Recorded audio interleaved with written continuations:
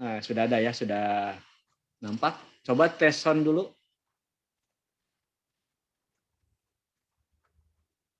Terdengar, Destia? Oh, tidak ada. Windy? Ada, Pak. Oh, ada. Sekarang? Ya, enggak, tes sound dulu. Saya mau cek dulu semuanya ya. Ya. Persiapkan, Destia, sekarang yang pertama. 1 menit kan ya, Pak? Iya, Windy, ada Windy? Windy ada? Ada, Bapak, ada. Alhamdulillah. Ada. Baik, Anissa Puspita. Hadir, Bapak. Kemudian Sali Wulandari. Hadir, Bapak. Dan Intan Firdaus. Hadir, Bapak. Baik, alhamdulillah hadir semua ya. Sangat jelas. Oh, ini perempuan semua. Ya, alhamdulillah. Ya, baik, dipersilakan kepada Destia untuk menyampaikan 1 menit ya, semuanya 1 menit. Bismillah, mulai aja, Pak. Ya, langsung. Tapi sebelumnya, ya udah nggak apa on cam aja. Tapi maaf kalau kurang agak berisik ya, Pak. Bismillahirrahmanirrahim. Sekarang saya akan mempresentasikan siapa itu Ali Ahmad Said atau Adonis. Jadi dia itu sebagai orang politikus, terus dia tuh suka mengomentari beberapa aspek gitu ya. Bahkan dia itu dianggap ateis gitu sama kaum Arab juga, soalnya dia itu banyak mengomentari hal-hal Islam gitu ya, terutama dalam hal sufisme, surrealisme, dan dalam perspektif Adonis. Terus dia itu tapi diakui gitu ya sama bangsa Barat gitu, karena pemikirannya itu kritis dan beliau itu pokoknya Adonis ini tuh meskipun dia itu sekali beberapa politikus Arab Islam di atas, dia itu diakui banyak kalangan soalnya memiliki posisi yang menonjol dalam gerakan sastra kontemporer. Terus dia juga bisa pemikirannya itu diakui oleh bangsa Barat karena pemikirannya itu kritis, tapi dia itu pemikirannya agak liberal juga. Salah satu karya yang terkenalnya itu karya ini nih, As-Sabit wal Mutawil. Tahawil ya, siap. Terima kasih, cukup Destia. Kemudian Windy, silakan Windy. Ya, baik. Bismillahirrahmanirrahim. Assalamualaikum warahmatullahi wabarakatuh. Di sini saya akan menjelaskan sedikit mengenai pemikiran dari Thayyib Tazini ya Pak. Nah, Thayyib Tazini ini merupakan salah satu seorang filsuf yang ada di Arab yang menjelaskan mengenai pluralisme. Ya, pluralisme. Jadi dalam memahami Al-Quran, beliau mengatakan bahwa ada 2 jalur. Yang pertama itu adalah aspek kognitif yang dibatasi oleh tingkat pengetahuan yang didapatkan oleh orang yang meresepsinya. Kemudian yang kedua itu menampilkan diri dalam bentuk ideologi yang terkait dengan kepentingan material dan aliran-aliran politik, serta ambisi-ambisi yang muncul dari keduanya. Di samping itu juga terkait dengan konflik-konflik sosial, golongan, kelas, negara, bangsa, dan sebagainya. Kedua saluran ini adalah 2 hal yang mendiktekan gitu ya Pak, baik secara sembunyi-sembunyi maupun secara terang-terangan. Proses munculnya pluralisme interpretasi Al-Quran. Jadi berbicara mengenai pluralisme atau cara memahami Al-Quran itu beliau menyampaikan ada dua cara gitu. Yang pertama memahami dengan kognitif. Oh iya. Baik. Ya, nanti mudah-mudahan jadi ada pertanyaan dari yang lainnya. Iya Pak. Baik. Silakan Anissa. Iya Bapak. Sebelumnya apakah suara saya jelas? Jelas. Ya. Di sini saya akan menjelaskan tentang Hussein Murawa, yang merupakan salah satu tokoh dalam pemikiran Islam kontemporer. Nah, Hussein Murawa ini merupakan seorang pemikir asal Lebanon. Dia ini berprofesi sebagai jurnalistik gitu kan. Nah, pemikiran Hussein ini sebagian besar diadopsi oleh pemikiran Karl Marx. Jadi mengadopsi teori komunis gitu. Jadi sebagian besar pemikirannya Hussein ini tentang komunis-komunis. Nah, karena dia seorang jurnalistik, jadi segala sesuatu pemikirannya dituangkan melalui buku-buku, banyak buku-buku yang ia keluarkan mengenai pemikiran-pemikirannya. Nah, Husein juga ikut aktif dalam perang, tapi dia aktifnya itu seperti mendokumentasikan, lalu menyuarakan semangat-semangat berdemokrasinya melalui bukan berdemokrasi, semangat-semangat berperangnya melalui intelektual seperti itu. Baik, Lalu terima kasih ya. Jadi iya, kalau Pak. profesinya tuh jurnalis, kalau produknya jurnalistik misalnya. Oh iya, iya Pak. Baik, terima kasih. Kemudian Sali Wulandari. Iya, Bapak. Ya, silakan. Ya, baik. Bismillahirrahmanirrahim. Di sini saya akan menjelaskan sedikit mengenai pemikiran dari Hasan Hanafi, di mana beliau ini merupakan seorang pemikir hukum Islam dan juga menjadi guru besar filsafat terkemuka di Universitas Kairo, Mesir. Hasan Hanafi juga merupakan salah satu tokoh pemikir pembaru Muslim yang mana pemikirannya itu banyak dipengaruhi oleh paham-paham dominan yang berkembang di Mesir, yakni nasionalistik, sosialistik, dan populistik. Nah, sebagai intelektual yang pernah belajar di Barat, beliau juga memberikan dampak yang besar dari pemikiran-pemikiran tersebut. Tapi di sisi lain beliau juga menolak gitu dan mengkritik banyak ide-ide dari Barat dan yang mempengaruhinya yaitu liberalisme Barat. Pola dan sistem pemikiran Hasan Hanafi ini terdiri dari bertumbuh pada 3 landasan, yakni tradisi atau sejarah Islam, metode fenomenologi, dan analisis sosial. Nah, dari sinilah Hasan Hanafi menegaskan bahwa kiri Islam datang untuk membangkitkan dan menyulutkan kembali api semangat Al-Afghani menurut beliau. Nah, dalam pemikirannya juga menjadi dasar gitu ya sebagai proyek yang diidam-idamkan dan menyangkut seluruh aspek dalam realitas dunia Islam. Salah satunya pada tradisi, di mana menurut beliau tradisi adalah sesuatu yang disimpan dalam jiwa masyarakat yang menjadi landasan perubahan terhadap masyarakat itu sendiri. Ya, oke, cukup. Ya, baik. Oke, terima kasih. Selanjutnya Intan Firdaus. Ya, bismillah Bapak, terdengar suaranya? Ya, terdengar. Ya, bismillahirrahmanirrahim. Saya membawakan tentang Abid Al-Jabiri. Beliau lahir di Maroko tahun 1936. Nah, beliau ini mengenalkan tentang kritik akal Arab Islam. Kritik Arab Islam ini dipandang memiliki kerja tertentu. Terus ada yang terkenal yaitu 3. Yang pertama ada Al-Bayani, yaitu dicirikan dengan berbasis sebuah teks dan menjelaskan teks. Nah, ini itu adalah cara-cara yang dominan di kalangan ahli fikih. Yang kedua ada pemikiran burhani, yaitu membuktikan sesuatu statement dengan mendemonstrasikannya dengan rasional gitu. Jadi membuktikan untuk membenarkan ini dengan cara burhani. Yang ketiga, cara berpikir dengan irfani. Nah, cara irfani ini berbasis intuisi, bukan rasional. Jadi akal yang bekerja biasanya di kalangan para sufi. Nah, udah apa? Ya. Ternyata kirain saya Al-Jabiri. Iya, Al-Jabiri. Oh, Al-Jabiri tadi saya kurang kedengeran sih. Al-Jabiri. Pokoknya. Ya. Ini kebetulan campuran hujan lebat, mohon maaf juga ya, saya terjaga. Baik, terima kasih Intan. Baik, ada yang untuk sekarang sesi pertanyaan, silakan ada yang ingin bertanya, boleh di raise hand atau langsung unmute.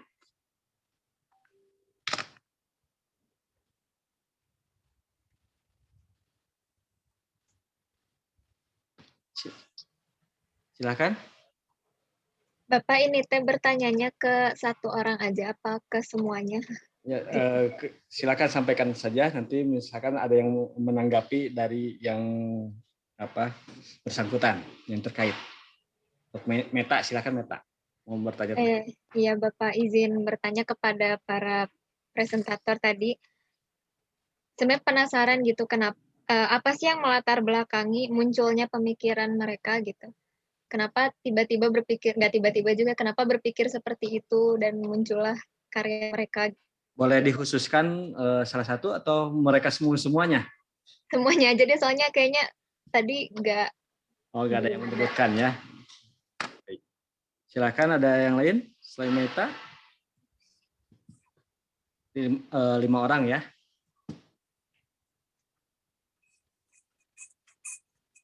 Winda mau, Bapak. Ya, silakan Winda.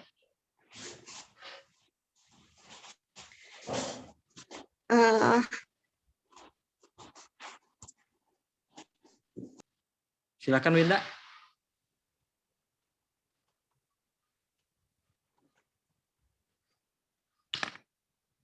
Jadi mati. Masih ada. Baik, yang lain dulu. Halo, Pak. Ya, silakan Winda, silakan. Jadi, apa maksud dari metode fenomenologi dalam perspektif Hasan Hanafi? Baik. Terima kasih. Ada yang lain? Bapak izin bertanya juga. Ya, Tamara. Ingin minta penjelasan yang tadi, yang Windy, tentang pluralisme dan kognitif dalam Al-Quran. Nah itu. Masih penasaran. Selanjutnya 2 orang lagi.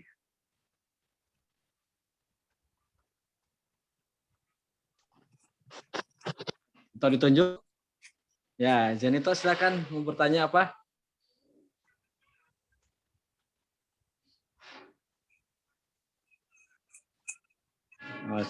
Tidak ada lagi? Ya, kalau tidak ada, tidak bisa dipaksakan juga. Bapak izin bertanya, Pak. Boleh, Pak? Ya, silakan, Jis. Untuk yang tokoh Adonis Ali Imam Said, izin bertanya, kalau tidak salah tuh Adonis tuh pernah sekolah di Perancis ya? Pernah kuliah di Perancis gitu. Apakah ada hubungannya pemikiran Adonis yang liberal itu dengan tempat dia belajar di sana gitu? Begitu mungkin, Pak. Terima kasih, Pak. Ya, terima kasih, Ajis. Satu lagi ada? Mudah-mudahan ada. Baik. Ya, ada. Silakan. Bisa ada yang bersuara? Ya, silakan Tia.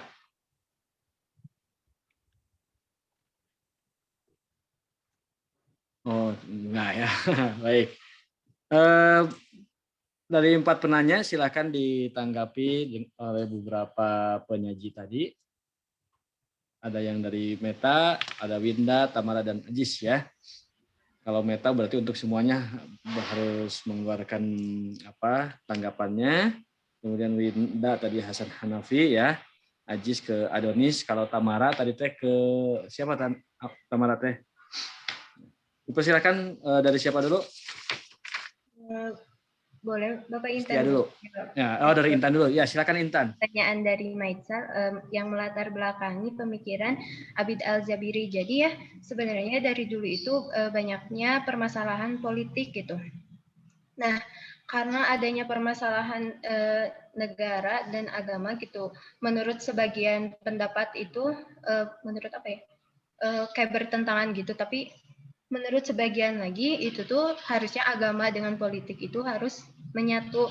Nah, karena banyaknya perpecahan gitu ya dan pertentangan di kalangan umat Islam, maka Muhammad Abid Al-Jabiri itu memikirkan gitu tentang untuk merekonstruksikan epistemologi Arab. Nah, jadi gimana ya? Memberikan pemikiran untuk kemajuan bangsanya. Jadi kan tadi itu Al-Jabiri itu membagikan 3 cara pemikiran ya, ada Al-Bayani, Burhani, dan Irfani. Menurut Al-Jabiri itu jika berpikir suatu bangsa itu dengan bayani ya, dengan teks gitu dominan, maka basisnya itu teks gitu. Jadi si peradabannya itu hanya memahami ajaran itu secara harfiah, jadi menurut tradisi aja yang sebelum-sebelumnya, jadi tidak ada perkembangan. Nah, untuk kebangkitan bangsa itu Al-Jabiri memikirkan pemikiran lain. Dan salah satunya itu dengan pemikiran yang Al-Burhani, yaitu dengan membuktikan, jadi membuktikan untuk membenarkan gimana ya? Ya, Ya Allah, Bapak baik, aku terima sabar. kasih. Gak apa-apa Intan ya. Namanya juga lagi belajar berbicara ya. Gak apa Intan. Selanjutnya silahkan Destia. Mau jawab boleh? Oh iya. Mau Silahkan. jawab yang pertanyaan Aziz yang tadi ya, kenapa ya apakah apa ya tadi teh apa sih yang pokoknya Adonis tuh pernah kuliah di Perancis. Apakah salah satunya gara-gara itu ya? Tapi yang saya baca tuh bukan di Perancis ya, lebih tepatnya di Suriah. Jadi sebenarnya kenapa Adonis bisa berpikir yang jauh gitu ya, sehingga bisa menerbitkan beberapa pemikiran yang kontra apa sih itulah pokoknya.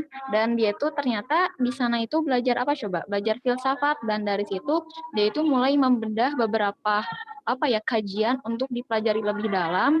Dan ketika di jurusan filsafatnya itu dia itu apa ya banyak mengkritiki apa ya politik gitu ya, salah satunya di Arab gitu.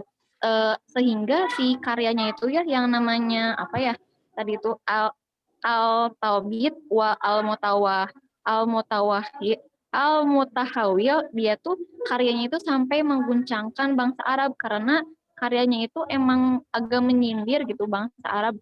Di situ tuh mungkin karena latar belakang ini juga ya sekalian nyambung sama pertanyaan Meta, kenapa apa sih bisa berpikir seperti itu, karena emang salah satunya ada konflik politik juga. Terus di Adonis tuh kayak bikin bukan sindiran sih, cuman lebih ke sastra gitu, karena Adonis ini kan lebih ke sastra gitu ya si karyanya, dan karya sastranya itu emang diakui oleh bangsa Arab, tapi apa ya agak bertolak belakang dengan kebudayaannya gitu. Jadi kalau pertanyaan Aziznya lebih ke karena lebih belajar filsafat, kalau pertanyaan Meta karena latar belakang bangsa Arab yang saat itu kondisinya politiknya lagi guncang gitu. Mohon Bapak. Ya, terima kasih Destia. Cukup jelas ya. Sekarang Windy silahkan. Ya, terima kasih Bapak untuk kesempatannya. Saya akan menjawab mengenai pertanyaan dari Meta terlebih dahulu ya. Latar belakang kenapa berpikiran seperti itu gitu ya. Seorang filsuf Tayyib Tizini ini memiliki latar belakang yaitu karena pada saat itu dia juga seorang apa ya penggiat atau ya yang menyuarakan tentang pluralisme yang ada di Arab mengenai pemahaman Al-Quran. Karena pada waktu itu banyak sekali ya pemaksaan-pemaksaan mengenai pemahaman Al-Quran atau penafsiran Al-Quran dikarenakan ada beberapa kepentingan kayak gitu, Matt. Jadi kenapa dia memikirkan dan memiliki pemikiran seperti ini karena pada waktu itu ada gerakan yang memaksa dan dominasi suatu pemahaman dan penafsiran tertentu terhadap teks-teks keagamaan. Itu yang pertama ya, Matt, latar belakangnya.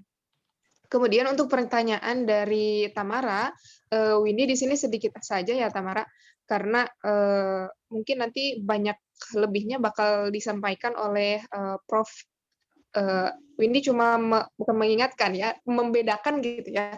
Jadi saluran pertama atau pemikiran pertama dari Tayyib Tizini ini adalah menafsirkan Al-Quran berdasarkan kognitif atau pengetahuan dari para penafsir itu sendiri, dari para mufasir itu sendiri gitu. Jadi tidak ada paksaan, tidak ada kepentingan dan lainnya, karena memang pure mereka mengetahui atau pemikiran yang kedua ini dikarenakan ada kepentingan atau apa ya, ada ideologi yang terkait dengan adanya penafsiran tersebut kayak gitu, Tamara. Jadi dua pemikiran ini sangat apa sih namanya tuh tidak apa ya tidak sejalan gitu ya. Jadi bukan bertuburkan juga, tapi bersimpangan kayak gitu. Tetapi memang inilah yang terjadi atau inilah pemikiran dari seorang Tayyib Tizini ini. Begitu, Tamara. Oke, terima kasih ya. Selanjutnya silakan Anissa.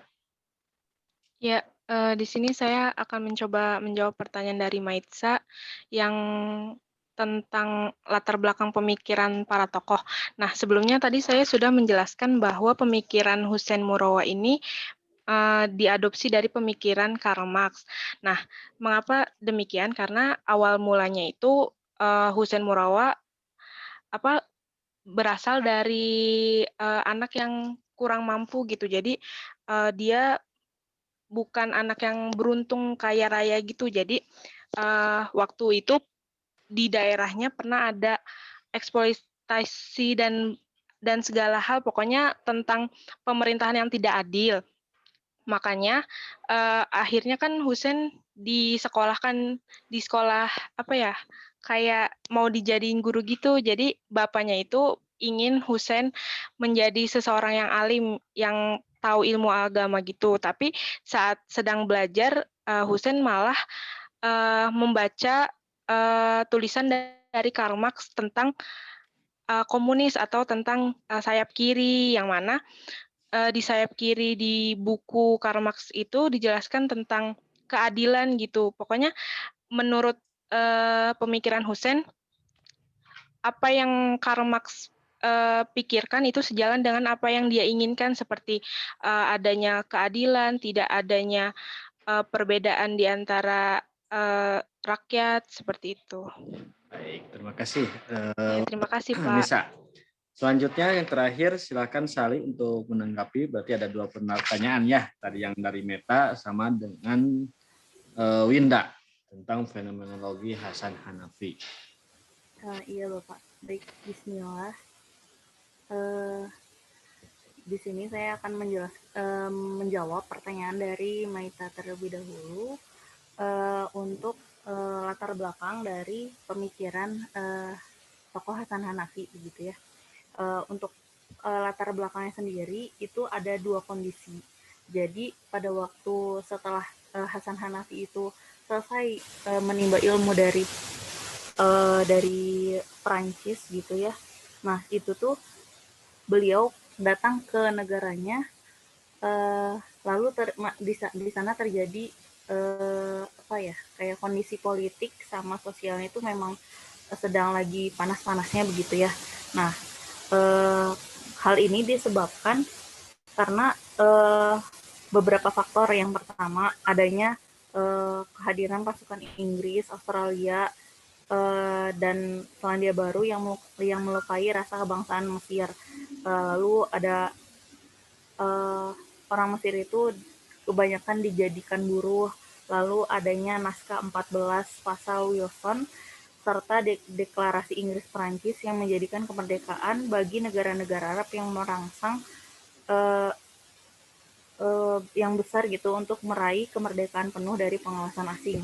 Nah, dari situ mulailah Hasan Hanafi itu berpikir bahwa bakal adanya ekstremisme gitu ya, antara sayap kiri dan sayap kanan. Nah, maksud dari sayap kiri dan sayap kanan ini, sayap kiri ini terdapat Partai Komunis gitu ya, yang sangat bertambah dan terpengaruh oleh Soviet gitu ya.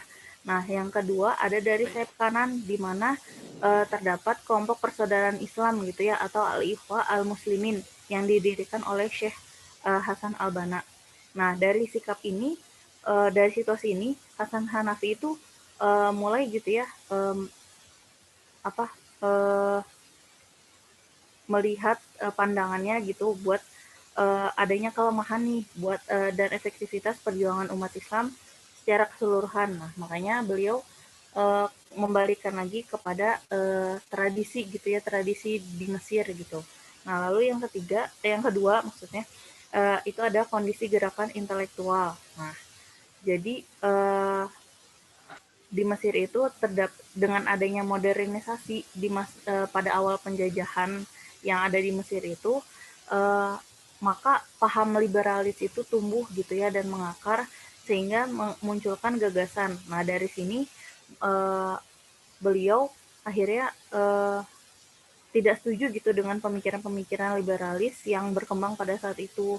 Makanya dalam bukunya yang berjudul Hermeneutika, beliau berusaha untuk menggugat tafsir agar mau berbicara tentang kemanusiaan dan melakukan perlawanan serta terhadap penindasan, ketidakadilan, dan kezaliman. Nah, ya. Mungkin Oke, itu, terima Pak. kasih. Ya, baik, terima kasih ya semuanya sudah ditanggapi. Terima kasih kepada semua, Destia, Windy, Anissa, Sari, dan Intan ya, juga para penanya. Baik, demikian untuk diskusi di antara mahasiswa. Jikalau ada yang masih mau ditanyakan atau Anda sudah menyiapkan pertanyaan, nanti bisa disampaikan ya Pak ketika pematerian Prof nanti di akhir. Baik, demikian Prof. Mohon maaf. Ya, Bismillahirrahmanirrahim. Assalamualaikum warahmatullahi wabarakatuh. Waalaikumsalam. Alhamdulillah pada sore ini kita bertemu untuk membahas pemikiran Islam kontemporer, dan Anda sudah mulai menyampaikan apa yang Anda baca, dan sudah mulai Anda ada mungkin sesuatu yang terbukalah sedikitnya. Paling tidak tahu itu tokohnya adalah tokoh-tokoh yang di Timur Tengah itu sebenarnya tokoh yang berbeda dengan di kita. Di mana Timur Tengah itu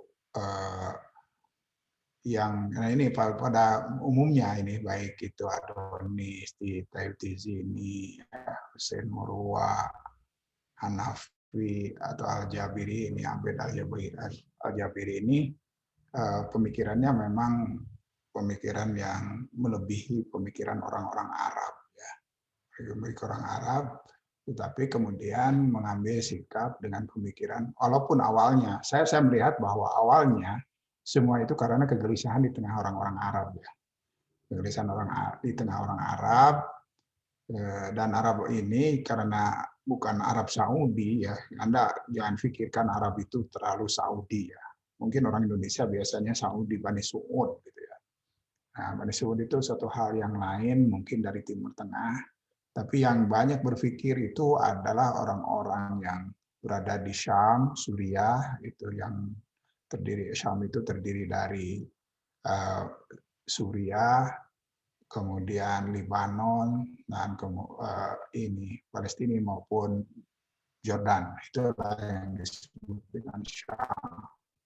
Yang sedikit ke sebelah timur itu yang bernama Irak, memang tidak termasuk Syam, tapi pemikiran yang dari Syam itu selalu mengarah ke Baghdad, ya, karena mungkin pernah antara Syam dengan Baghdad itu dengan Irak itu merupakan gudangnya atau gudang pusatnya pemerintahan dan politik di masa lalu, ya, yang pindah dari pusat pemerintahan di Madinah, gitu. Itu yang membesar itu di dua tempat ini, yaitu Bani Umayyah dan Bani Abbas, gitu ya. Nah, dari hal yang seperti itu kita akan lihat sekarang ini bahwa pusat politik ilmu pengetahuan itu memang terbit dari dua wilayah ini, dari Damaskus dan Baghdad, gitu ya. Dari dua Damaskus dan Baghdad. Nah, Damaskus dan Baghdad ini melebihi popularitas dan melebihi perkembangan ilmu pengetahuan yang ada di Madinah. Gitu. Bahkan mungkin di Madinah tidak akan seperti Madinah sekarang kalau tidak ada dua tempat ini, yaitu dalam sejarah itu yang paling panjang adalah sejarahnya tarikh Dimashq, gitu, tarikh Damaskus, dan tarikh Baghdad. Nah, ini dibandingkan dengan tarikh Madinah dan tarikh Makkah itu tidak terlalu sebesar di pembahasan orang Arab, tidak sebesar Damaskus dan Irak dan Baghdad itu. Karena sepanjang hanya beredar hanya 30 tahunan itu berada di Madinah dalam kekuasaan dan ilmu pengetahuannya. Madinah itu begitu. Sedangkan di Damaskus dan Baghdad, dua kota besar ini menjadi pusat ilmu pengetahuan itu terentang dari abad ke-7 sampai abad ke pertengahan, ya. Pertengahan itu adalah abad ke 15-16, gitu ya. Dan belahan dunia yang lain, ya, terutama Barat dan Timur, ya, Barat dan Timur. Nah, ini yang terjadi. Kemudian pada saat mereka ini para pemikir yang berlima saya sebut tadi, Adonis, Taibtizini, Hasan Murwa, dan Hasan Hanafi, Hussein Murwa, Hasan Hanafi, dan Muhammad Abed Al-Jabiri, ini adalah disebut, saya memasukkannya ke dalam para pemikir Turas ya. Turas itu adalah para pemikir warisan masa lalu gitu, warisan masa lalu. Yang disebut Turas itu sebenarnya adalah khazanah ilmu pengetahuan dan budaya yang lahir dari kelompok-kelompok Muslim gitu. Ini khazanah itu sebenarnya.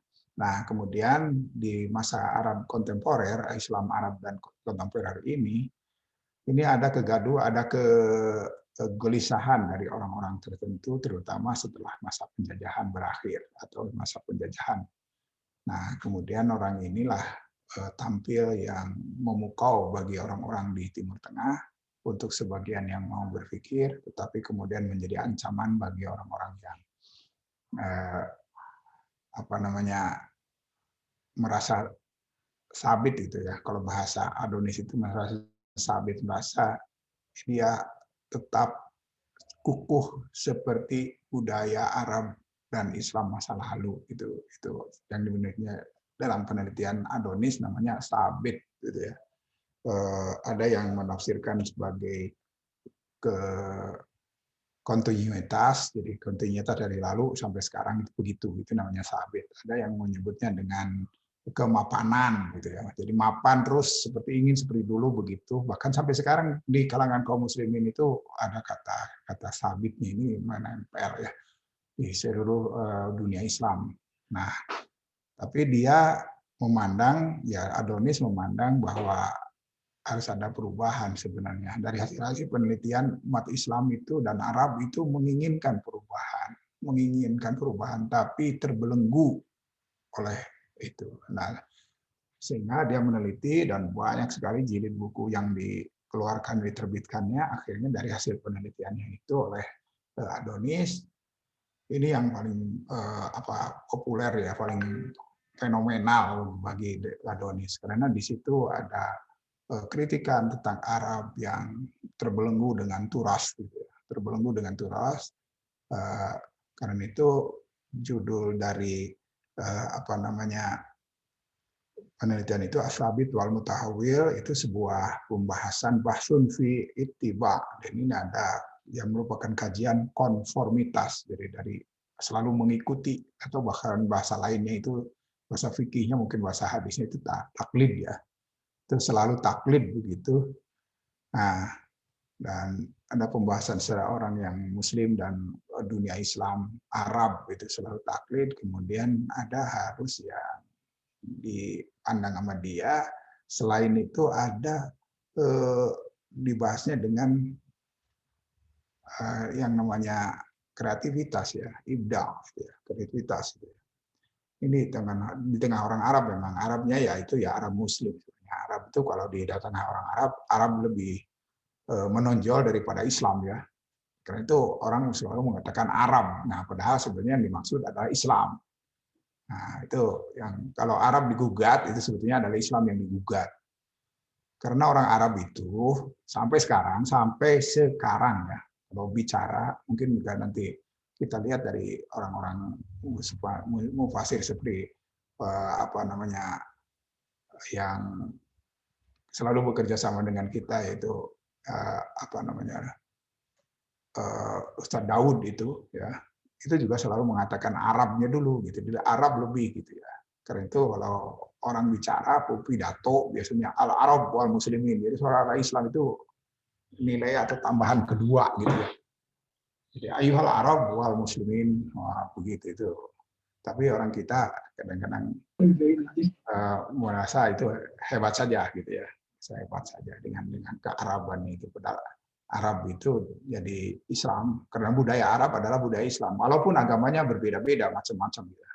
Yang orang Kristen umpamanya atau Yahudi di tengah-tengah orang Arab, budayanya itu ya budaya Arab. Yang disebut budaya Arab itu adalah budaya Islam.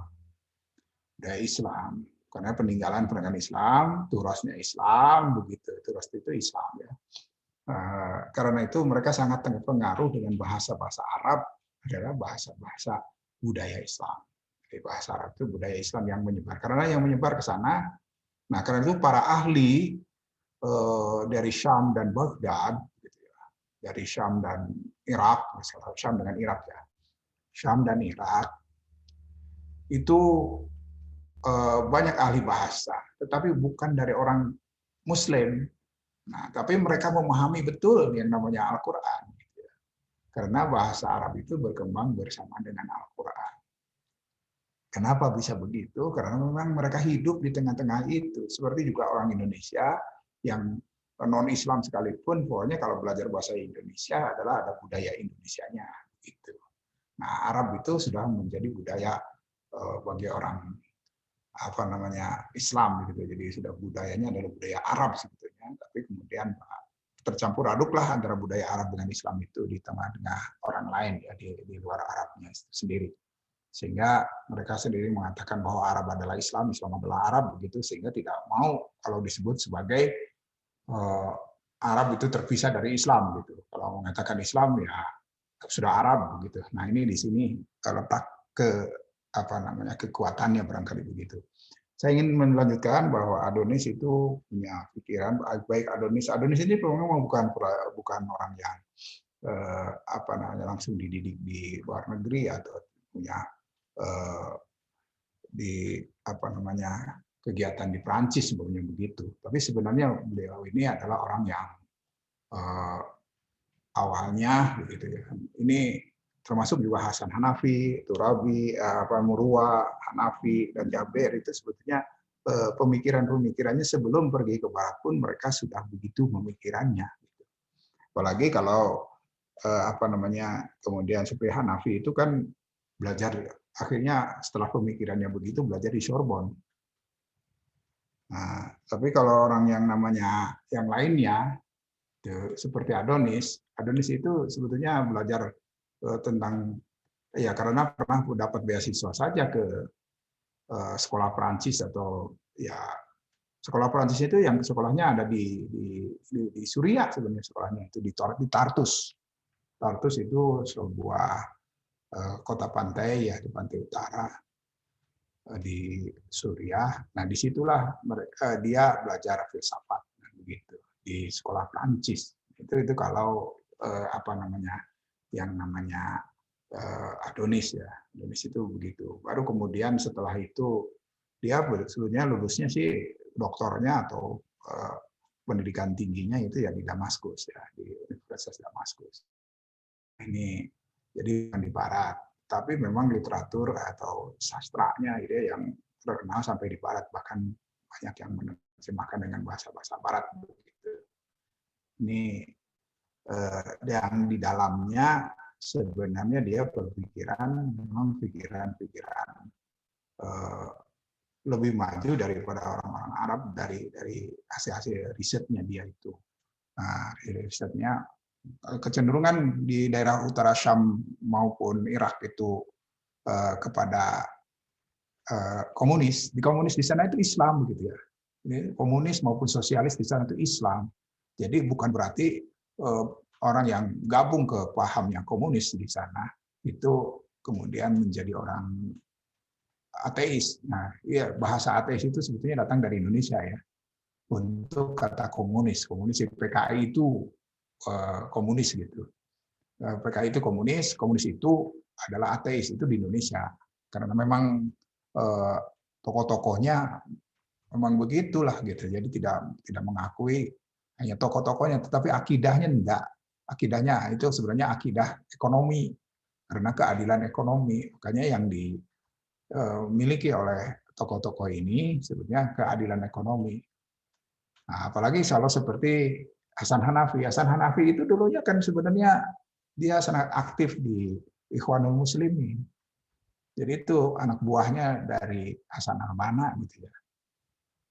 Tetapi karena ada ketidakpuasan di situ, dia baru kemudian belajar di Prancis dan mendapatkan doktor dari Prancis. Nah, setelah itu sebenarnya baru orang memandang bahwa dia bahkan mendirikan atau membuat, bukan mendirikannya apa, mencetuskan kiri Islam itu di situ ya. Nah, Islam. Jadi kiri Islam itu bahasanya yang dipinjam dari Hanafi. Hanafi. Yayasan Hanafi itu sebetulnya walaupun dia orang memandang itu sosialis ataupun bahkan komunis, ini sebetulnya dia tetap menggunakan bahasa kearaban dan dia mengatakan adalah Muslim, kemudian tetap berada. Apalagi kalau Jabiri itu yang kemudian Jabiri itu sih teguh dan membuat berbagai hal dalam penafsiran Al-Quran, itu artinya tetap berada di jalur yang sama. Gitu ya. Di jalur yang sama. Di jalur-jalur itulah yang sebetulnya disebut komunis itu kan sebetulnya merupakan kesetaraan, gitu ya, kesetaraan yang seharusnya ada pada Islam. Mereka yang harusnya ada pada Islam, tetapi kemudian metodologinya diambil dari komunis itu untuk meratakan. Dan komunis itu adalah pengejawantahan dari zakatnya Islam, begitu, sedekah infaknya Islam, kemudian harus merata di seluruh umat Islam. Gitu. Kaum muslimin itu penafsiran dari rukun Islam yang menjadi zakat ini yang menjadi sebenarnya adalah ekonomi sosialis atau komunis gitu. Nah, itu berkembanglah di berbagai negara, yang banyak negaranya gitu yang berpaham seperti ini. Nah, Suriah mengambil bahasa sosialis komunis, gitu, sosialis Marxis gitu, bersamaan dengan Irak, dan ini pada saat mereka hidup ya, mereka sudah hidup dan sekarang gitu dengan Libya. Nah, dengan Libya, ketiga negara ini malahan sepakat dalam kepolitiknya itu satu partai namanya Partai Sosialis. Nah, Jumhuriyah itu merupakan republik, ya. Jumhuriyah Ishtirakiyah. Nah, Jumhuriyah Ishtirakiyah gitu. Bahasa mereka begitu. Jadi republik, ya, sosialis, dan itu jadi semuanya benar-benar bagi mereka di masa-masa pemikiran ini hadir ya. Jumhuriyah, republik, gitu ya. Ishtirakiyah, sosialis. Nah, ada yang juga menyebutnya Syabiyah, juga itu adalah nasionalis. Nah, kemudian Huriyah, jadi Huriyah, Jumhuriyah, Ishtirakiyah. Karena itu, walaupun tidak termasuk kepada golongan para pemikir, itu di Suriah ada sebuah yang fenomenal, yang terkenal di Indonesia, itu buku Isyraqiyatul Islam, jadi sosialisme Islam, itu ke kiri-kirian ya, ke arah komunis dan seterusnya. Tapi itu Isyraqiyatul Islam, namanya sosialisme Islam, yang mempengaruhi banyak di Indonesia menjadi marhainisme atau demokrasi di Indonesia yang sekarang mungkin menjadi hal yang biasa dalam bentuk demokrasi Indonesia yang setelah masa Orde Baru menjadi demokrasi perjuangan gitu ya, karena melanjutkan bahasa yang lalunya itu dari Bung Karno yang marhainisme, karena dengan bahasa marhainisme di Indonesia tidak laku.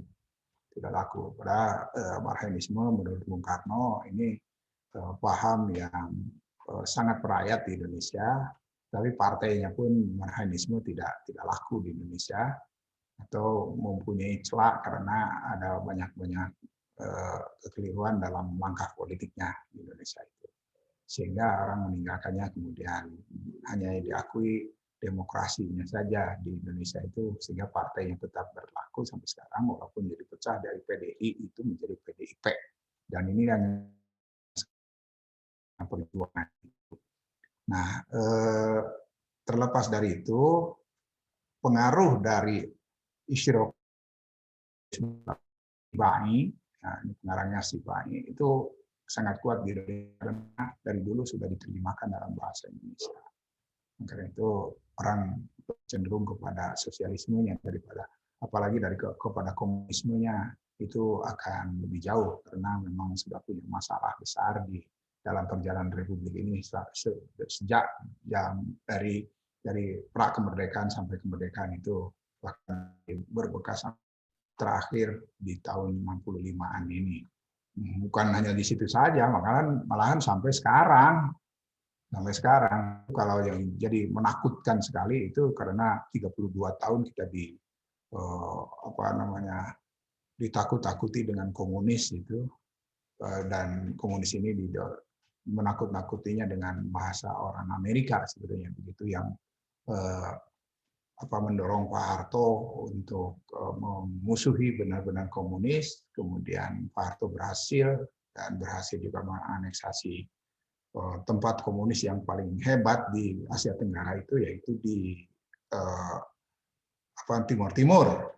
Itu waktu itu karena ada Fretilin-nya di situ yang menjadi basis perjuangan komunis di Timur Timur, tapi kemudian dikalahkan Pak Harto, akhirnya Timur Timur menjadi Indonesia, jadi republik ya jadi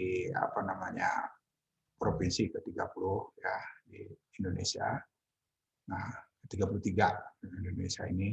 Tapi kemudian di zaman setelah Pak Harto turun, ya di zaman Habibie kemudian dilepaskan kembali ya, karena bermasalah sekali. Karena Portugis dengan kawan-kawannya itu masih menginginkan Timur Timur itu, sehingga lepas dari Indonesia, kemudian sekarang menjadi negara paling miskin di Indonesia, yang paling sengsara, dan ingin kembali lagi ke Indonesia.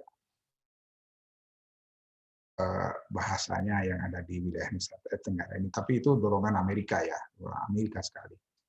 Dan itu yang paham tentang itu, karena itu kerjaan Amerika. Sampai sekarang itu Amerika menginginkan walaupun tetap harus melakukan tindakan yang seperti itu. Saya bayangkan pandangannya masih tetap begitu. Kalau Indonesia tidak geger gitu dengan masalah-masalah komunis, itu Indonesia itu akan lebih maju dari Amerika dan mungkin akan lebih maju dari Cina. Ini yang mereka takutkan sebenarnya di situ. Sehingga walaupun berbayar banyak, begitu dibayar banyak itu mereka akan keluarkanlah dana itu. Sehingga kalau aliran dana masuk ke Indonesia melalui rekening-rekening yang dibekukan sekarang ini ada dari sana, itu wajar-wajar saja.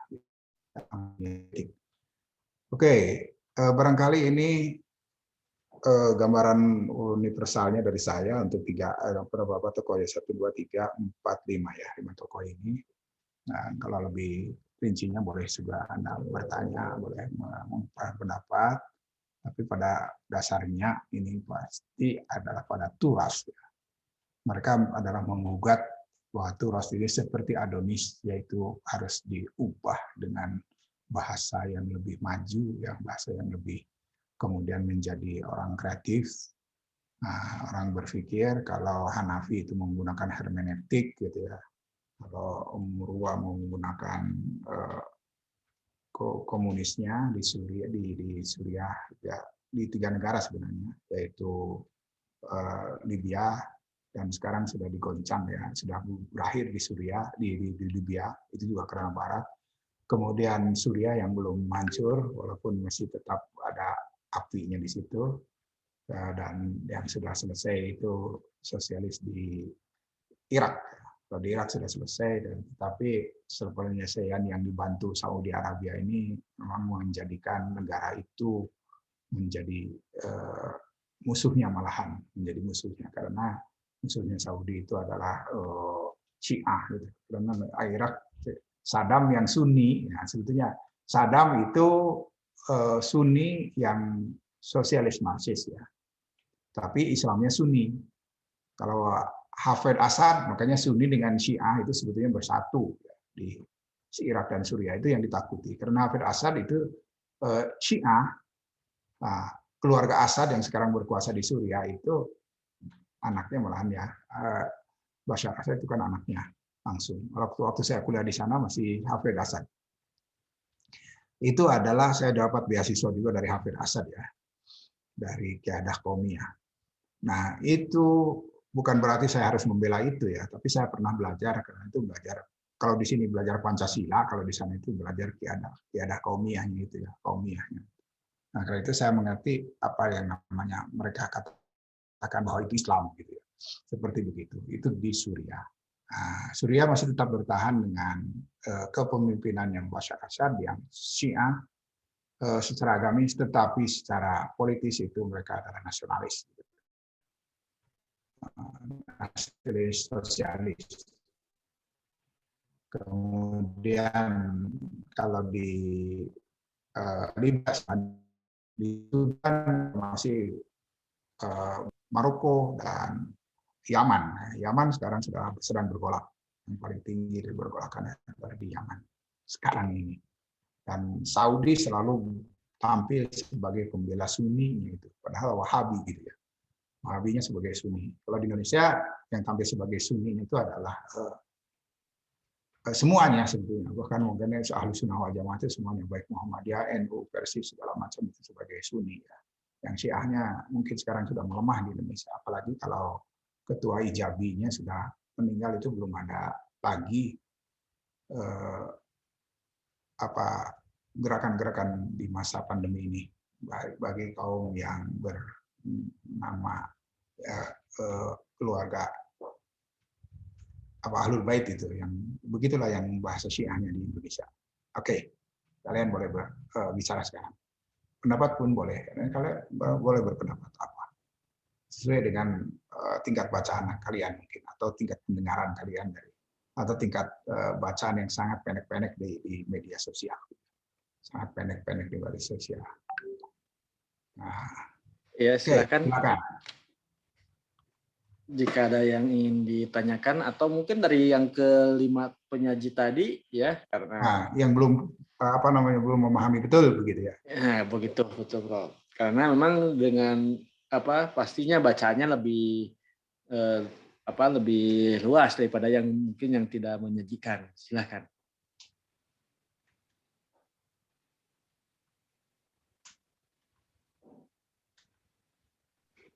Barangkali Windy. Ya, Anissa, silakan bisa. Bapak, saya rada penasaran gitu. Kan kalau tokoh pemikir itu pemikirannya itu, maksudnya tokoh tersebut menjadi terkenal karena kebanyakan pemikirannya itu mengalami pro dan kontra gitu kan ya Pak. Lalu bagaimana kalau ada seseorang dia juga mempunyai pemikiran yang sama tetapi tidak mendapatkan respon pro atau kontra gitu, apakah dia tetap disebut tokoh pemikir? Lalu yang menyebabkan tokoh itu terkenal itu gimana gitu Pak? Itu bukan seperti yang sekarang karena viralnya. Kalau sekarang harus viral ya. Kalau sekarang itu kalau tidak viral ya nggak terkenal. Ini sekarang. Bahkan mungkin ya seperti yang lain-lain gitu ya. Itu Habib Rizik lebih viral karena itu banyak yang mendukungnya. Sebetulnya kalau ada orang yang berpikiran alirannya seperti tokoh yang diviralkannya itu adalah sebetulnya bukan pemikirnya. Itu hanya pengikutnya saja. Yang pemikirnya ya pusatnya itu, ketuanya itu, kepalanya atau imamnya itu ya.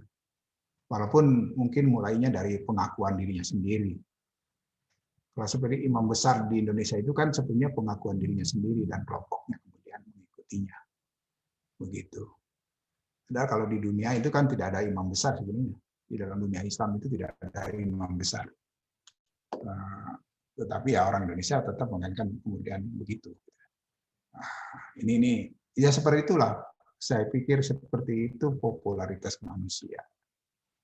Apapun gitu ya. Bahkan mungkin yang jadi presiden yang didukung oleh lebih dari setengah bangsa Indonesia gitu. Itu jadi tidak populer lagi gitu. Walaupun kemudian punya pekerjaan yang di dunia selain di Indonesia itu mereka lebih populer. Terutama di Timur Tengah itu populer Jokowi daripada Erdogan namanya. Tapi di Indonesia orang Indonesia itu tampaknya pemikirannya adalah bahwa tanaman tetangga lebih bagus dari tanaman sendiri gitu ya.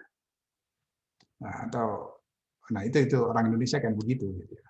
Nah, sehingga presidennya sendiri itu bisa dihina-hina, dicaci maki, tapi memiliki ketangguhan sabarannya luar biasa. Yang saya lihat dari semua presiden yang ada di Indonesia itu yang paling sabar adalah presiden yang suka puasa sekarang ini, karena itu menjadi kurus dia. Nah ini kesabarannya teruji dan itu tidak akan menanggapi apa-apa, termasuk juga kisruh politik di partai itu pasti sama aja di masa-masa yang lalu. Nah, walaupun itu melibatkan presiden sebelumnya gitu. Nah, tapi pasti saya melihat dia akan diam gitu ya, akan diam untuk itu. Karena itu tidak berarti itu kalau urusan partai berarti dia urusan dalam partai sendiri, bukan untuk urusan negara. Walaupun dituduhkan kepada negara gitu ya. Itu kesabarannya yang luar biasa. Saya melihat itu kesabarannya yang luar biasa. Tidak populer, tidak populer. Masih tetap populer sekarang ini. Mungkin sekarang ya populernya malahan para pembicaranya yang punya pikiran itu, atau barangkali ya lebih populer. Sekarang itu kan dengan keseluruhan di partai itu kan lebih populer SBY-nya daripada Jokowi-nya, begitu. Nah, semacam gitu, popularitas itu. Bukan soal pro kontranya. Pro kontranya ada yang tidak suka dengan pro kontranya, bukan dibiarkan. Tetapi kelebihan dari para pemikir itu bukan soal pro kontranya, tetapi kesosialis itu diterima. Seperti sosialis komunis itu diterima beberapa negara di Timur Tengah. Makanya dijalankan oleh pemerintahan Saddam Hussein di Suriah, di Irak, gitu, di Suriah oleh Hafez Assad, kemudian Bourguiba di Tunis, semuanya Gaddafi di Libya. Itu karena itu. Bahkan Libya merasa lebih Islam, bahkan dia tidak, orang yang paling mengatakan dunia Islam itu tidak benar itu sebenarnya adalah Gaddafi ya. Bahkan kalendernya pun itu kalender Umar bin Khattab. Dia itu membuat kalender sendiri, bukan kalender Hijriah, tapi kalender wafatnya, wafiyah gitu ya. Wafat Nabi Muhammad gitu. Dari situ karena Nabi Muhammad wafat, ini lebih penting kata Gaddafi. Nah, sekarang tidak ada lagi yang membela itu karena Gaddafi sudah terbunuh gitu ya. Oleh masyarakatnya sendiri. Nah, ini di sini popularitas memang bisa terjadi dan berkuasa sekian lama, dan puluhan sampai 30-an tahun itu mereka berkuasa. Mungkin seperti berkuasanya presiden kita yang 32 tahun di Indonesia. Nah, ini sekarang tidak ada lagi, dan di mana di Timur Tengah juga sepertinya akan tidak ada lagi gitu ya, seperti itu. Termasuk Jokowi juga yang akan menjadi presiden ya cukup 2 periode, kemudian kalau menginginkan barangkali harus diganti dengan yang lain. Kecuali mengubah lagi, ada yang mengubah, bisa diubah itu undang-undangnya gitu ya, undang-undang. Tapi yang mengubah itu bukan undang-undang dasar, tapi undang-undang ya. Undang-undang dasar dengan undang-undang itu selalu berbeda. Yang itu mungkin kadang-kadang mahasiswa salah mempersepsi juga. Di Timur Tengah begitu ya. Jadi yang populer itu bukan karena ya di dalam pemikiran, mungkin tidak populer malah di orang dakwah. Siapa yang mempopulerkan orang dakwah, bahkan mengkafirkannya? Itu yang namanya Adonis. Nggak ada itu. Hanya di para negarawan, para pemikir, itu Adonis muncul. Dia dengan karya yang luar biasa, ratusan bahkan mungkin bisa dikatakan ribuan karya. Karena dia orang yang paling karya yang banyak, tapi karyanya itu karya yang menyentil atau menggasak dunia Arab. Bukan hanya menyentil, jadi menggasak dunia Arab, tapi dengan bahasa puisinya. Nah, puisi-puisinya itu luar biasa.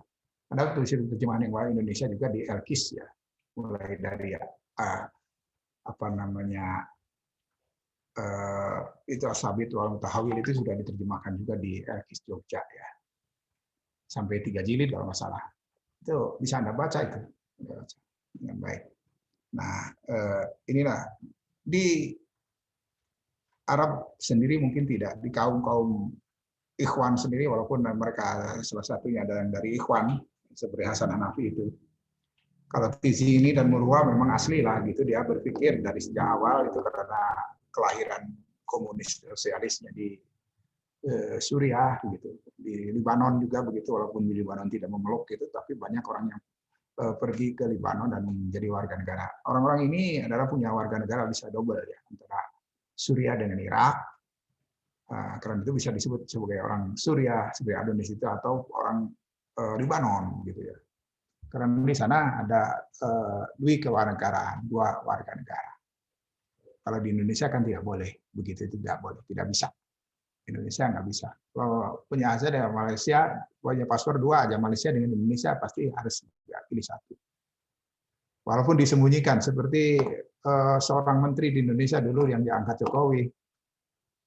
Ternyata ada yang mengetahui dia berwarga negara Amerika, kemudian dicopot lama Jokowi. Karena di Indonesia tidak boleh ada 2 kewarganegaraan Indonesia dengan Amerika. Nah, dia mau memilih apa silakan saja. Ternyata dia memilih Indonesia. Akhirnya jadi warga negara Indonesia dan kemudian menjadi walaupun tidak menjadi pejabat tinggi di Indonesia, tapi menjadi pejabat lebih rendah dari menteri itu di bawah menteri ya. Itu pemikirannya dan mungkin Anda tahu itu siapa. Nah, itu yang ada di Indonesia. Di Indonesia tidak memahami itu ya. Lalu di Indonesia juga ada pemikir-pemikir yang mungkin tidak populer ya, tidak populer. Nah, tapi pemikir tidak populer. Anda lihat saja di daftar itu kan Anda sendiri baru tersengang dan baru tahu oh itu pemikirnya. Itu karena tidak populer sebenarnya. Ya hanya populer di kalangan intelektual, para pemikir, para peneliti, researcher itu kemudian negarawan mungkin ada juga yang melihat ke arah situ. Apalagi kalau itu feminis ya.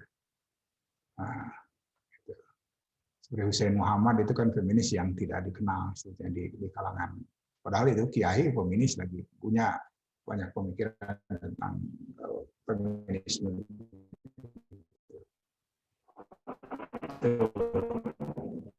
Lebih terkenal dari profesor di Indonesia.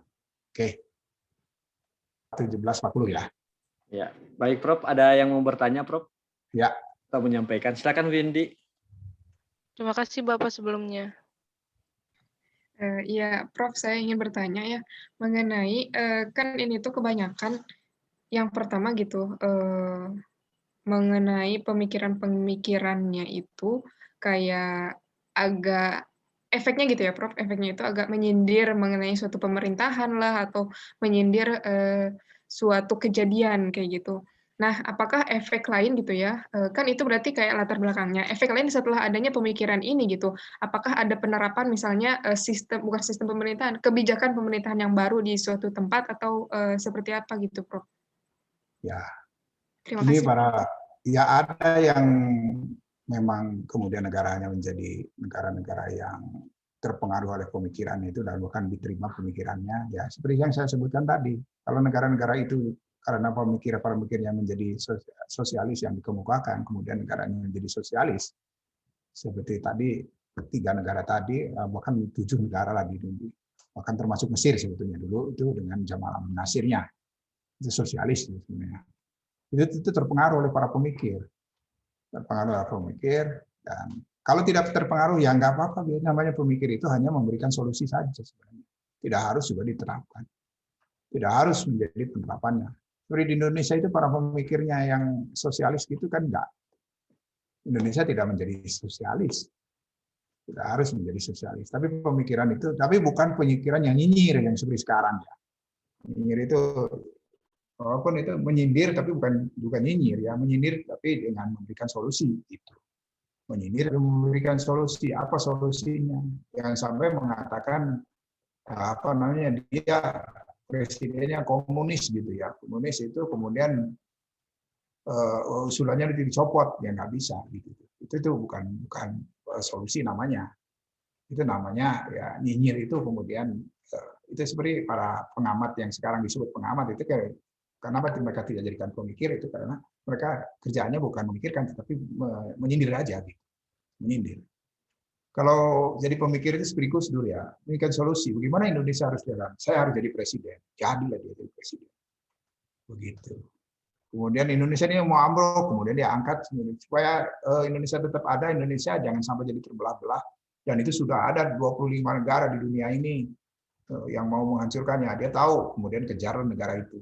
Tapi di kalangan rakyat kan populisme atau popularitasnya Gus Dur itu dianggap sebagai presiden yang jalan-jalan.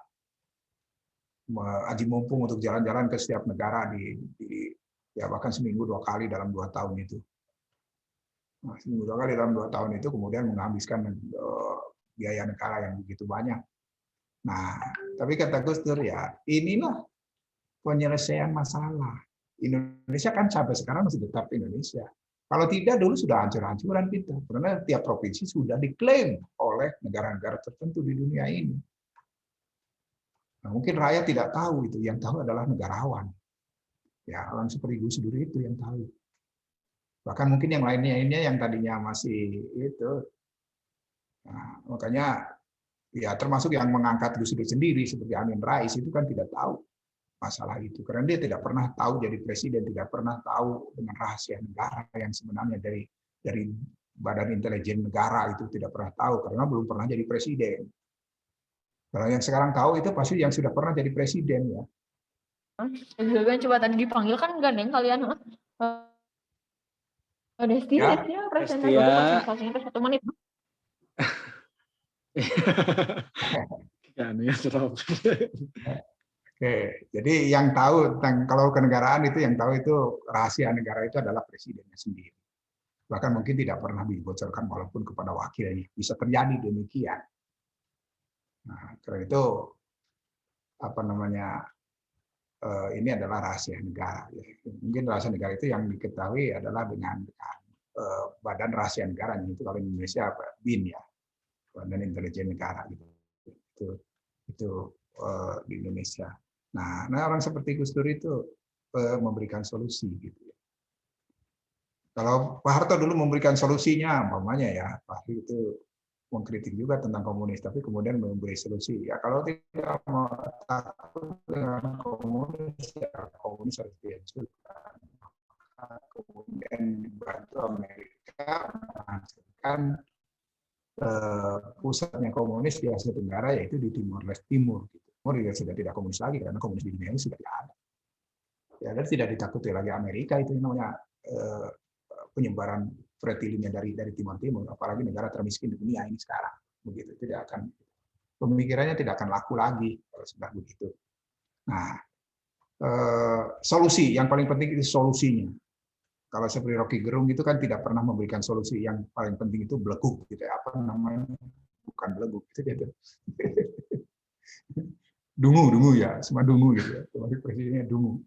Nah, itu tidak solusi, tidak ada solusinya. Walaupun orang menganggapnya dia sebagai pemikir gitu ya. Itu atau filosof. Filosofnya adalah dia. Jangankan jadi filosof, jadi dosen aja tidak sukses dia. Nah, jadi dosen aja tidak sukses. Dia tetap tidak S2, tidak S3, tidak profesor gitu ya.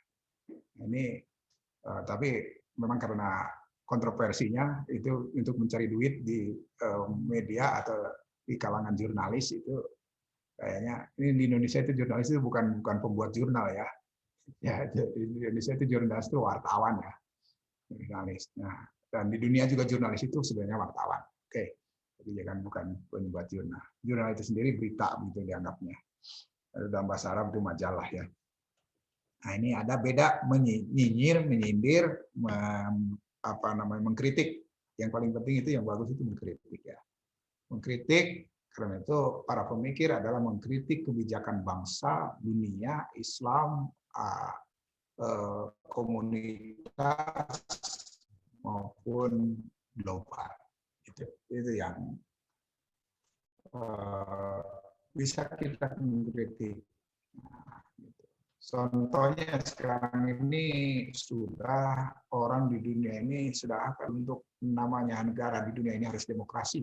Ada, sudah banyak. Para pemikir itu banyak. Nah, karena demokrasi itu sesuatu yang memang paling tinggi dijunjung tinggi oleh sekarang ini karena mengangkat derajat kaum awam yang paling kecil sekalipun bisa berbicara. Tapi sebetulnya ini tetap masih ada ketidakadilan di sini. Kenapa tidak adilannya? Orang yang berpikir yang sangat tinggi dengan pikir yang sangat rendah, atau orang yang berpikirnya seperti para filosof, profesor, begitu, doktor, itu kan tinggi. Itu sama. Ini yang dikritiknya, kenapa bisa jadi sama begini? Ini ada solusi untuk menjadikan demokrasi yang lebih tinggi, lebih bagus. Nah, daripada demokrasi sekarang sudah banyak kritikan ya, tentang itu di dunia politik. Tapi kita tidak menjangkau ke dunia politik itu ya. Karena di dunia ini bukan hanya Muslim saja yang mengkritik itu, yang banyaknya dari dunia Barat juga. Tetapi belum ada penggantinya dari yang namanya demokrasi ini. Belum ada penggantinya. Karena pemilihan kita apapun sekarang ini, walaupun itu ISIS segala macam, itu pasti di ujung-ujungnya kalau seperti khalifahnya itu meninggal, itu akan tidak ditunjuk oleh khalifah yang bersangkutan, tetapi kemudian menunjuk orang siapa yang lebih berhak, dan itu menjadi demokratis juga karena dipilih dengan orang-orang terbanyak di masa lalu. Inilah yang namanya demokratis sekarang, demokrasi gitu. Oke, silakan.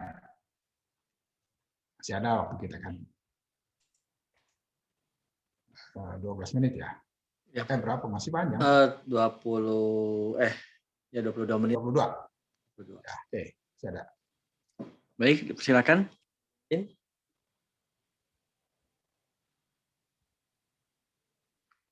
Ini ada lagi yang mau disampaikan? Sudah raise hand? Sudah Bapak. Oh, yang tadi ini ya. Oh iya. Saya garis bawahi lagi ya satu hal gitu ya. Mungkin Anda biasanya orang Indonesia itu kepada pergerakan ya, ceritanya pergerakan. Movement gitu ya. Movement itu dalam organisasi itu bisa munculnya di situ. Soalnya popularitas itu karena pergerakan. Nah, di dunia Islam juga pergerakan banyak, tapi tidak populer. Gitu ya. Bahkan yang populer itu yang sudah keluar dari pergerakan itu. Jadi Hasan Hanafi adalah orang yang pernah menjadi tokoh mudanya itu adalah tokoh Ikhwanul Muslimin. Nah, kemudian keluar dari situ, kemudian populerlah dalam pemikiran hermeneutikanya, hermeneutika Islamnya, hermeneutika Al-Qur'annya. Kemudian seperti juga adiknya sendiri yang pendiri Ikhwanul Muslimin ini, yaitu adiknya Hasan Al-Banna, itu Gamal Al-Banna, ada di sini tuh jadi tokoh pemikir juga. Itu tuh karena keluar dari situ kemudian mencuat dengan berbagai hal, termasuk juga para kaum pergerakan itu banyak yang muncul menjadi kaum feminis di Timur Tengah. Kaum feminis nanti para komunis itu yang muncul di tokoh-tokoh ini sebenarnya adalah tokoh-tokoh pergerakan ya, yang kalian mungkin bisa akan lihat tokoh pergerakan yang akan Anda bahas di feminisme seperti Isha Abdurrahman, Zainal Al-Ghazali, Zainal Al-Ghazali, As-Sa'dawi, Mernisi Saman, dan lainnya itu di Timur Tengah itu dari pergerakan, awalnya dari pergerakan, tapi lebih populer kemudian dalam pemikirannya, bukan pergerakannya itu sendiri. Bahkan mereka meninggalkan pergerakannya itu sendiri untuk mengeksiskan diri sebagai kaum kritik feminisme gitu, kaum kritik feminisme di situ muncullah mereka menjadi tokoh ya, pemikir. Dan tokoh pemikir ya tergantung siapa yang memasukkannya juga atau yang membahasnya gitu, di dunia ini. Termasuk saya membahas begitu, belum tentu yang lain membahas seperti ini juga. Dulu juga waktu saya kuliah S2, S3 itu kalau bicara tentang pemikiran, ya pemikirannya mungkin tidak sebanyak yang saya pikirkan, tokoh-tokohnya sebanyak ini gitu ya. Dulu itu saya hanya 2-3 orang saja tokohnya, tetapi kemudian menyebar karena di tokoh-tokoh itu ada jaringan-jaringan yang kemudian kesamaan-kesamaan berpikirnya. Tapi karena masih saya masukkan ini untuk S1 ini lebih banyak, ini harus kalian harus lebih tahu lagi banyak. Saya kemudian dobrak untuk menjadikan tokoh-tokoh ini dalam beberapa tingkatan atau beberapa kelompok pemikiran. Jadi kelompok pemikiran itu saya dan beberapa pemikir di dunia ini ada yang mengkelompokkan begitu dalam beberapa, tapi saya kemudian membuat peta yang lebih luas gitu, supaya masing-masing orang kebagian dan itu menjadi tampaklah di dunia ini bahwa ada orang yang seperti itu gitu. Oke. Silakan. Baik. Kawan masih ada yang lain? Saya minta semua on cam ya. Beberapa saat.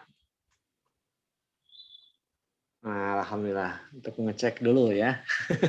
Takutnya nggak ada. Ini kalau Prof itu justru ya senangnya malahan on cam Prof ya. Biasa kalau seperti ini biasa radio. Kalau tidak on cam ya udah pakai WA aja. Itu bisa kedengaran suara bisa, tapi gitu, atau radio. Kalau waktu saya dulu kuliah, memang ada kuliah di radio ya, radio. Tapi ya begitulah di radio, namanya juga kuliahnya tidak bisa langsung komunikasi. Waktu itu karena telepon sangat, makanya hanya menyampaikan modul-modul saja. Kalau sekarang kan bisa interaksi di antara kita, baik WA maupun radio pun bisa interaksi dengan menggunakan telepon. Karena itu gunakanlah alat komunikasi ini sebagai memang kita bisa mampu berkomunikasi dan menggunakan alat komunikasi itu sebaik-baiknya. Ya, silakan. Nah, Silakan. Karena saya malahan akan ngomong terus gitu ya. Saya heran di zaman komunikasi ini kita susah sekali berkomunikasi. Gitu. Kalau saya mencari mahasiswa aja susah, bukan main gitu. Ya, cari mahasiswa ada di grup-grupnya, nggak ada namanya, semakin susah ya. Udah nggak ada namanya, nggak ada gambarnya lagi. Nggak ada namanya, gambarnya. Makanya kemudian saya suka menyampaikan di grup ini siapa ini, nomornya ada nih. Nah, gitu. Itu karena menyulitkan komunikasi. Ada gambarnya kucing gitu. Jadi saya panggil, kucing ini bicaralah. Mungkin karena pencinta kucing ya. Begitu. Ya, silakan bicaralah. Bismillah, Prof izin bertanya. Beberapa waktu lalu sempat baca berita mengenai seorang tokoh namanya tuh Zaim Saidi. Beliau tuh seorang, nggak tahu bisa disebut pemikir atau enggak ya Prof, tapi dia tuh basicnya tuh tentang ekonomi syariah Islam gitu Prof, dan dia tuh berkata bahwa sekarang tuh udah akhir zaman dan sudah semestinya si uang tukar itu atau uang cash yang manusia punya itu akan kembali kepada dinar dan dirham, karena uang cash yang kita punya sekarang ini tuh hanyalah jadi banyaknya uang yang ada di dunia itu bisa diatur dengan penguasa gitu. Jadi satu-satunya alat tukar yang sah itu ya benar kata Nabi, yaitu dinar dan dirham. Nah, menurut Prof bagaimana gitu? Apakah itu benar atau enggak? Dan pertanyaan kedua, Prof, mengenai seorang pemikir, bagaimana seseorang itu bisa disebut sebagai pemikir gitu? Apakah orang tuh bisa dengan berteori sendiri gitu tanpa mempunyai latar belakang yang jelas, bisa tiba-tiba ngomong tuh nyeletuk gitu, tapi bisa disebut pemikir, ataukah emang harus misalnya kayak Adonis kan dia tuh kuliahnya udah kemana-mana gitu, Prof. Nah, seperti itu mungkin, Prof. Terima kasih. Oke, yang pertama ini, Anda salah bilang itu. Siapa yang mengatakan bahwa dinar dan dirham itu uang Islam? Nabi Muhammad juga tidak pernah mengatakan itu pemerkosaan. Nabi Muhammad menggunakan uang itu karena dia tidak memakai uang itu. Yang pada zaman Nabi Muhammad kan gambarnya gambar Kaisar Romawi. Itu yang dipakai membeli onta itu. Al-Quswa, itu gambar kaisar itu. Jadi Anda harus kembali ke sejarah. Zaim Saidi itu yang sekarang ditangkap itu, menurut saya itu kaum pergerakan. Menguntungkan untuk dirinya sendiri, tapi orang lain kemudian membuat negara dalam negara. Yang membuat kebijakan mata uang, bahkan mata uang yang gambar tertera dia sendiri sebagai orangnya gitu. Ini membahayakan, maka negara langsung menangkap dia. Nah ini karena sudah ada yang melaporkan. Tuh. Kenapa saya tidak setuju dengan itu, tapi dinar saja sebetulnya di zaman Nabi tidak tidak dicetak oleh Nabi Muhammad. Nabi Muhammad tidak pernah punya lembaga keuangan. Makanya jangan pelintir Nabi Muhammad sebagai pengesah. Itu hanya pemakai. Sama seperti saya pakai dolar lah. Kalau saya pergi kemana kan pakai dolar tuh. Karena rupiah di Timur Tengah nggak laku. Saya pakai yang menguntungkan saja. Apa yang menguntungkan? Kalau Nabi Muhammad yang menguntungkan pakai itu ya lebih ringan, pakai bawa aja uang emas mana-mana ke Madinah itu bisa. Nah itu menguntungkan kan daripada bawa onta. yang banyak gitu. Contohnya, digiring gitu ya, enggak repot lah. Nah, udah pakai, ya itu makanya yang namanya uang itu adalah sebetulnya alat transaksi. Tidak harus emas. Tidak harus emas. Gimana kalau beli conro coba? Itu kan buat lagi yang baru. Beli bala-bala, bisa pakai uang emas? Nggak akan bisa.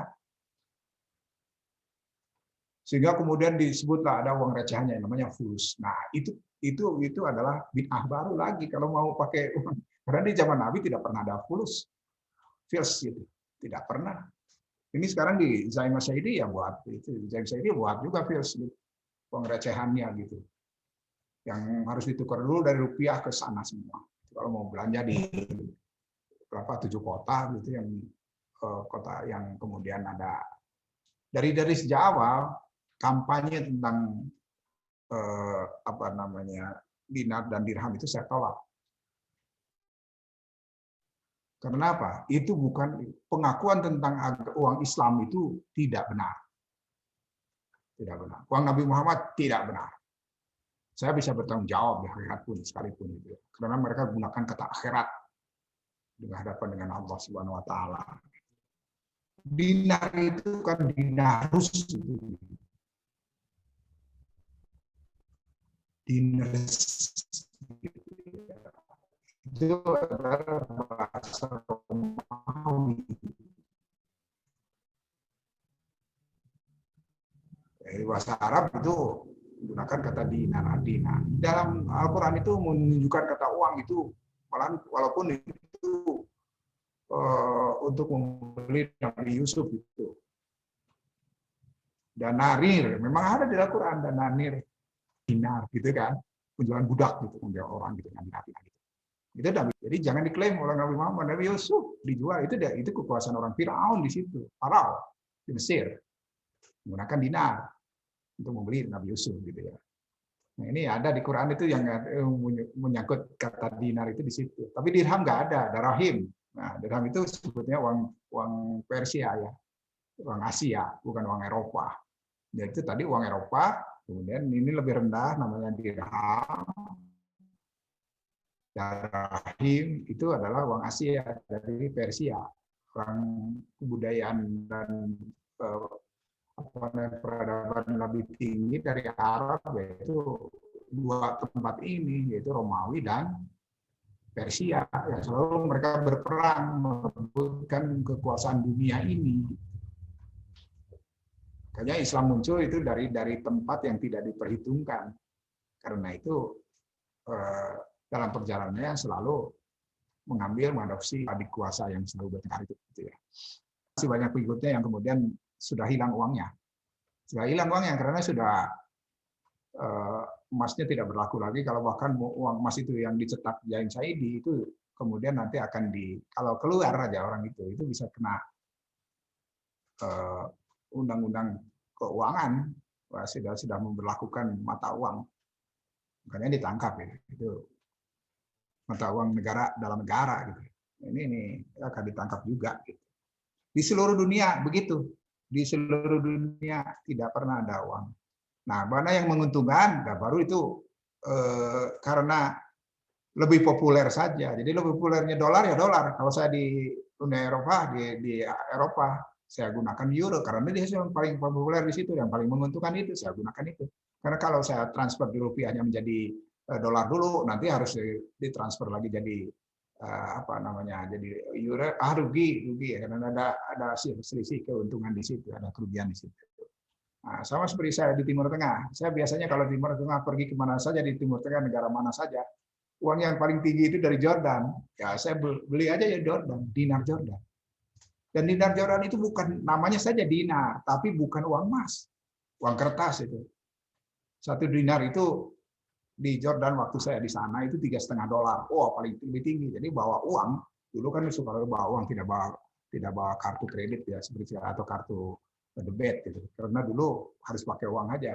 Yang paling praktis saya banyak mau ke Mekah, mau ke Suriah, mau ke Irak gitu saya pakai uang. Nah, tukar saja dolar saya atau uang saya itu ke dinar Jordan. Oh, yang paling tinggi. Jangan dinar Dinar Irak, wah jatuh sekali, dinarnya rendah. Karena itu nama dinar bisa dipakai. Kalau kita kenapa pakai rupiah? Itu kita kan turunannya orang India, jadi pakai rupiah. Kita sebutnya rupiah. Rupiah itu ya, itu nenek moyang rupiah sekarang kita itu dari situ sebenarnya. Bukan dari Inggris seperti dolarnya Malaysia. Malaysia kan dari Inggris, jadi pakai dolar. Karena yang ini dolar Malaysia, jadi disebutnya ringgit. Beda ya.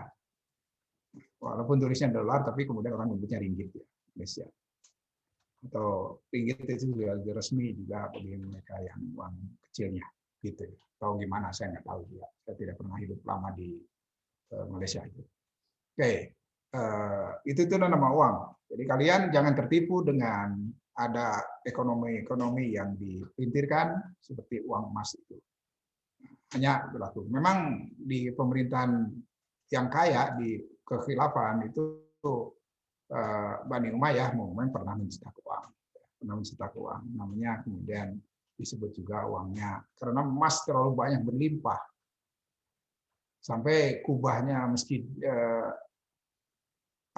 kubah Sakhra itu yang terkenalnya di Masjid Aqsa itu Masjid Aqsa itu yang perak, warna perak. Yang mana emas itu kubah Sakhra itu dari emas. Nah, kemudian itulah yang paling mewah di dunia gitu zaman itu karena dari emas. Ini zaman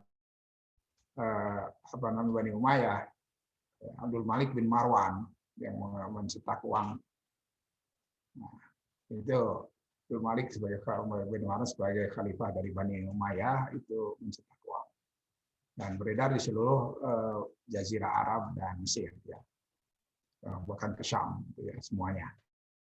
Di zaman itu kemudian ini yang kemudian diklaim sebagai uang Islam, tapi namanya dinar ya, itu hanya menyimpan mengambil nama saja seperti rupiahnya kita dari India gitu.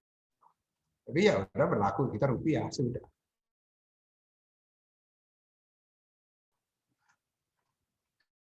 Arab itu sama saja rupiah. Itu dalam bahasa Arab. Di dalam bahasa yang lain juga ada. Di Timur Tengah juga ada yang tidak dinar, ya, seperti Suriah itu menggunakannya lira. Mesir itu beda lagi. Jadi ada mata-mata uang yang berbeda. Di Saudi saja menggunakan namanya real. Gitu. Nah, real itu sekarang yang namanya sama dengan real itu adalah musuhnya sendiri, yaitu Iran. Iran itu real juga. Jadi real dengan real berperang sekarang ini. Jadi realnya Saudi dengan realnya Iran lah. Kalau saya lihat begitu. Itu makanya terbukalah di dunia ini, maka kemudian Anda akan bisa mengetahui apa yang sebenarnya terjadi begitu. Jangan mau dirugikan oleh para penjual agama atau penjual doktrin-doktrin agama, atau bahasa lain lagi ini orang-orang yang kemudian pengikutnya adalah mabuk agama. Gitu. Jadi mabuk agama. Sudah mabuk pas sadar tahu, wah banyak kerugian yang Anda dapatkan. Ternyata penipuan demi penipuan terjadi. Oke, itu sikap saya ya. Jadi hati-hati saja. Kalau Anda mau investasi dinar, jangan mau begitu. Tiap hari saya sekarang ini masih mendapatkan email WA dari selamat pagi, selamat siang, selamat sore. Itu saya muncul di situ menawarkan investasi uang emas. Saya tidak pernah tertarik. Ya. Mungkin karena profesornya dianggap kaya raya begitu, sehingga bisa menanamkan modal di situ begitu. Itu saya masih dapat itu yang syariah bahasanya yang agama itu bahasanya begitu macam-macam lah itu masih banyak. Walaupun saya sudah blok gitu, diblokir segala macam, tapi tetap aja muncul karena mereka punya nomor banyak barangkali begitu. Oke, siapa lagi? 3 menit kemudian satu orang lah.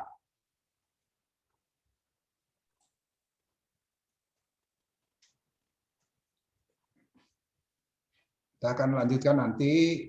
Pemikiran ini disiapkan oleh Anda, pemikiran ini Sayyid Qutb dalam gerakan ya. Muhammad Nuwaihi, di Hasan Sya'ab, Hasan So'ab. Ini tidak ada yang milih. Muhammad Amara atau Imarah, itu gantung. Nah, tulisan yang tepatnya adalah tulisan bahasa Arabnya. Muhammad Arkun, kalau Arkun itu sudah tepat menulisnya, itu tidak ada perubahan. Dia di Prancis ya, hidupnya Prancis, walaupun dia ahli bahasa Arab, tapi kemudian jadi pemikir Prancis. Itu Muhammad Arkun. Kemudian Nasir Hamid Abu Zaid, ini yang hidup di Belanda ya, karena terusir dari Timur Tengah. Jadi banyak yang terusir dari Timur Tengah itu ya. Kalau berpikiran Ali Harab dan Syahrul itu juga termasuk orang-orang yang terusir dari Timur Tengah karena pemikiran-pemikirannya. Nah, ini pemikiran mereka itu adalah pemikiran yang dianggap oleh orang-orang di Timur Tengah ya merusak pemikiran merusak turas Arab. Tapi mereka yang kemudian ini dari nomor 6 sampai 13 ini adalah pemikir Al-Qur'an. Oke, pemikir Al-Qur'an. Karena berpikirnya dengan Al-Qur'an, kemudian ada dalam tafsirnya, ada tafsir mereka, walaupun tidak seluruhnya lengkap, kecuali Kutub dan Sahrul ya. Nah, 1 menit ini saya pakai untuk memberikan penjelasan ini. Karena 1 menit kemudian kita akan harus meninggalkan kembali dan ini kuliah dari pagi ya. Mungkin kalian juga sudah terlalu capek. Jadi kita tutup saja acara kita dengan doa keikhlasan kita semua dan minta keikhlasan kepada Allah Subhanahu wa taala. Jangan menjadikan kita menjadi orang-orang yang mengedepankan pencitraan, yang bahasa agama menjadi bahasa takabur, menjadi bahasa riya, menjadi bahasa yang menjadi kemusyrikan yang tidak kelihatan seperti semut hitam di kelamnya malam yang tidak ada listrik, yang tidak ada cahaya. Itulah yang namanya kiber, takabur, ujub, dan sebagainya. Dan itu mari kita berdoa untuk itu. Allahumma inna nas'aluka al-ikhlas fil qawli wal amal wa kalimatul haqq wa bil warida wa khasyataka fil ghaibi wasyahada. Allahumma inna nas'aluka sidqa tawakkuli 'alaika wa husna dhanni bika warzuqna taqwaka warzuqna mahabbataka warzuqna ridhaka ya rabbal alamin. Allahumma inna nas'aluka afwa wal afiyah. Allahumma ja'al afdhalas salawatika abada wa anma barakatika sarmada wa azka tahiyatika fadla wa adada ala asyrafil khalaiqil insaniyah sayyidina Muhammadin bin Abdillah wa ala sa'iril anbiya'i wal mursalin wa ala alihim wa ashabihim wa man tabi'ahum ila yaumiddin. Amin ya rabbal alamin. Walhamdulillahirabbil alamin. Wassalamualaikum warahmatullahi wabarakatuh. Waalaikumsalam warahmatullahi wabarakatuh. Waalaikumsalam. Ya. Baik, terima kasih Prof. Yang sudah menyampaikan ya. Bagi yang lainnya PJ Winda atau Janito ya, kalau nggak salah PJ mah itu yang bikin draft itu ya, agar semua tulisan bisa dibaca oleh. Baik, terima kasih, silakan live, saya juga mau live ya.